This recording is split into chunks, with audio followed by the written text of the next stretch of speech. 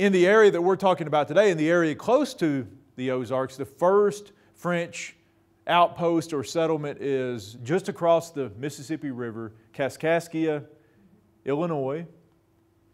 It's still there today. It's very small and hard to get to nowadays, but it's still there. It was settled right before the beginning of the 18th century,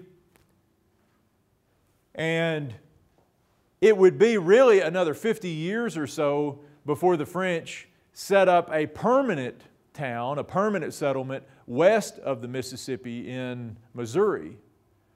They, for years and years, kept their center of operations on the Illinois side, and then they would explore into Missouri. They would explore the Ozarks, the Missouri River Valley, all over west of the Mississippi from their base in Kaskaskia.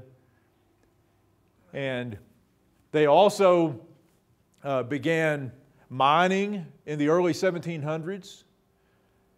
It's probable that there were French explorers who came into what we know as the Ozarks before 1719, but we know the earliest that we have on record is Claude Charles de Tesnay, who came into the Ozarks in the year 1719.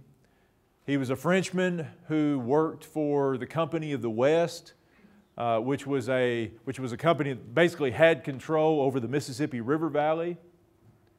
The King of France had given this company the control to spark immigration and to start farming and mining and all this kind of stuff. And he left Kaskaskia, came across the Mississippi River, headed into the interior of the Ozarks, traveled across what we would consider the northern Ozarks today, Washington County, into Phelps County, Pulaski County, came all the way over to the Osage River in Miller County, and went back down the Osage River, which is actually going north to the Missouri River. He covered a couple hundred miles in the Ozarks in 1719. Didn't leave that much record of what he saw, but we know that he and his party made their way through the northern part of the Ozarks, the first European that we for sure know of. And it was right after that the French got involved in lead mining. One of the things that attracted them to the Ozarks, or at least the northeastern part of the Ozarks in those days, was all these lead deposits that they found. And many of them were on the surface or very close to the surface, and they were easy to mine, they were easy to get a hold of, and they could always use lead. What do you think they used lead for? Bullets, mainly for ammunition. There were lots of other things you can use lead for as well, but the French were hunters and trappers and things like that, so they were always in need of lead for shot. And they began mining in the 1720s, first led by Philippe Renault and later by Cadillac. Both of them, or Cadillac was actually the one on the ground doing most of the work. Renault owned a couple of the mines that they started in the 1720s. And these two early mining settlements, and now again, the reason we don't call these permanent settlements is because mining was a seasonal activity. They didn't stay in these little mining settlements year-round, and so there was really no permanency to them.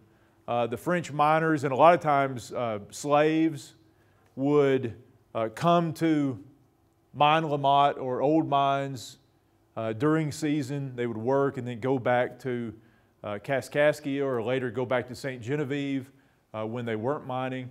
But here is Mine La Motte, modern-day Madison County, Missouri. If you know where Fredericktown is, it's not too far north of Fredericktown, just a few miles north of there. And Old Mines is in Washington County, north of Potosi. If you don't know where Potosi is, you've probably heard of Potosi, Missouri. We'll talk about Potosi quite a bit today. And both of these were French lead mining settlements that were occupied off and on for many, many years. And eventually they would both become permanent French settlements later in the 1700s, but not in those earliest days. They were just mining outposts. The first permanent settlement in the vicinity of the Ozarks was the town of St. Genevieve. And if you go to St. Genevieve today, you'll immediately recognize what the town is about. They're all about their French heritage. They've got lots, we'll see some pictures of some of the old French houses that have survived from the 1700s and early 1800s there. And it's a neat place. It's not a place that is particularly Ozarky.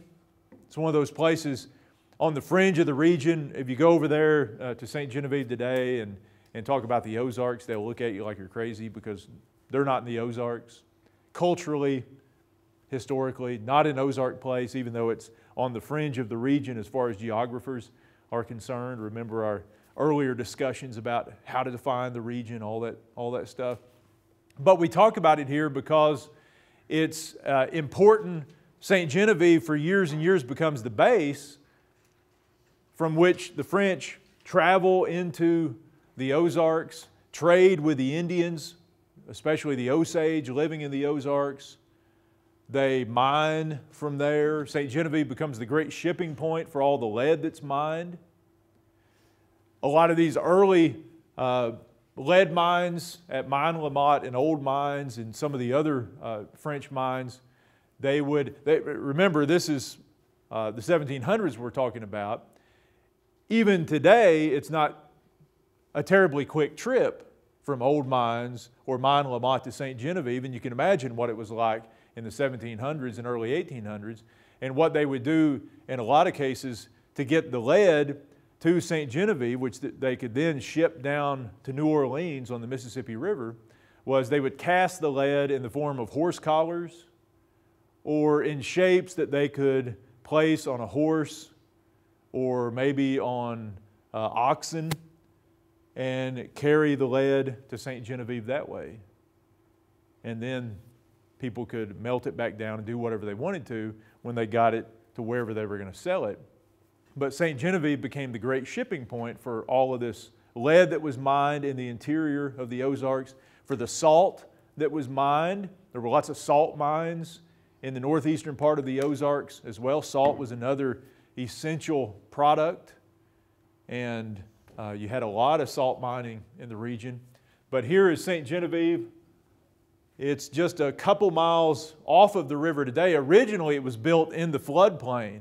The old town of St. Genevieve was actually built in the floodplain of the Mississippi, and it was destroyed, mostly destroyed by a flood later in the late 1700s, and then was moved onto higher ground a couple miles inland from the river, and that's where the town is today.